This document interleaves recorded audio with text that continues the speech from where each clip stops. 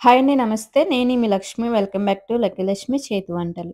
ఈ రోజు రెసిపీ వచ్చేసి దీపావళి సందర్భంగా అందరూ తినేలా చాలా చాలా హెల్తీగా, సూపర్ టేస్టీగా డ్రై ఫ్రూట్స్ లడ్డూని చూపించబోతున్నాను. ఇందులో ఎలాంటి షుగర్ కానీ, బెల్లం కానీ యూజ్ చేయకుండా పర్ఫెక్ట్ కొలతలతో అప్పటికప్పుడు చేసుకునే బెస్ట్ స్వీట్ రెసిపీ అన్నమాట. ఇలా చేస్తే కనుక ఏ స్వీట్ షాప్‌లో నుంచి తీసుకొచ్చావు అని అనకపోతే చూడండి. చూస్తుంటేనే తినాలనిపించేంత టెంప్టింగ్‌గా ఉన్న ఈ డ్రై ఫ్రూట్స్ లడ్డూని చూసేద్దాం రండి. దీనికోసం ముందుగా స్టవ్ మీద ప్యాన్ పెట్టి, అందులో ఒక టీ స్పూన్ నెయ్యి వేసి వేడి చేయండి. ఇప్పుడు ఇందులోకి చిన్న ముక్కలుగా కట్ చేసుకున్న పావు కప్పు బాదం పలుకులు, అలాగే పావు కప్పు జీడిపప్పు పలుకులు, పావు కప్పు పిస్తా పలుకులు కూడా వేసి, చిన్న మంట మీద మాత్రమే ఒక 50% వేయించుకోవాలి.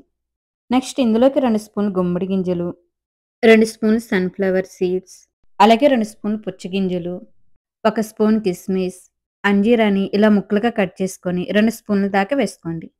ఇవన్నీ వేసి ఒక 4, 5 నిమిషాల పాటు లో ఫ్లేమ్‌లో కలుపుతూ వేయించండి. ఇవి లైట్‌గా రంగు మారితే సరిపోతాయి. ఎక్కువ వేస్తే టేస్ట్ మారిపోతుంది.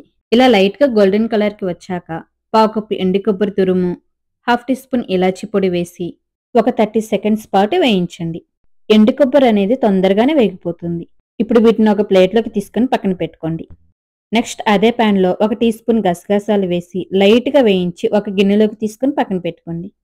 ఇప్పుడు ఒక కప్పు ఖర్జూరం తీసుకొని ఇందులోనే ఉన్న విత్తనాలన్నీ సెపరేట్ చేసేసి చిన్న మిక్సీ జార్‌లోకి వేసుకొని పల్స్ మోడ్‌లో వీలైనంత మెత్తగా గ్రైండ్ చేసి పెట్టుకోండి.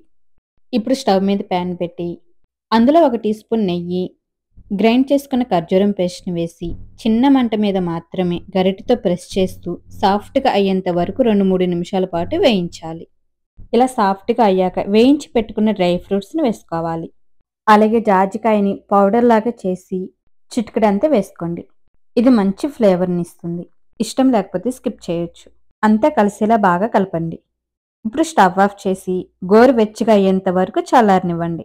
కొంచెం చల్లారిన తర్వాత అంతా మరొకసారి బాగా కలుపుకోవాలి.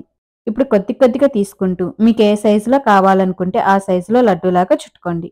ఇంకొక షేప్‌లో రోల్ లాగా చేసుకోవాలనుకుంటే ఇలా ఈవెన్‌గా సైడ్స్‌ని నొక్కుతూ రోల్ లాగా చేసుకొని మనం ముందుగా వేయించి పెట్టుకున్న గసగసాలని ఫ్లోర్ మీద పల్చగా స్ప్రెడ్ చేసి ఈ రోల్‌ని పెట్టి మరొకసారి రోల్ చేయండి.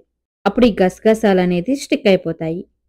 సేమ్ లడ్డూకి కూడా ఇదే విధంగా స్ప్రెడ్ చేసుకోవాలి.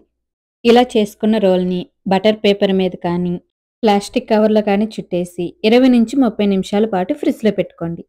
ఇలా పెట్టుకుంటే గనక గట్టిపొడి పీసెస్‌గా కట్ చేయడానికి ఈజీగా ఉంటుంది. అలాగే పర్ఫెక్ట్ షేప్ కూడా వస్తుంది.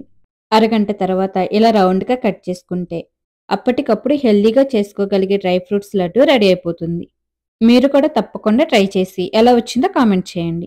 ఈ వీడియో నచ్చితే లైక్ చేసి షేర్ చేయండి. మరిన్ని సింపుల్ అండ్ టేస్టీ రెసిపీస్ కోసం మన ఛానల్‌ని సబ్స్క్రైబ్ చేసుకోండి. Thanks for watching.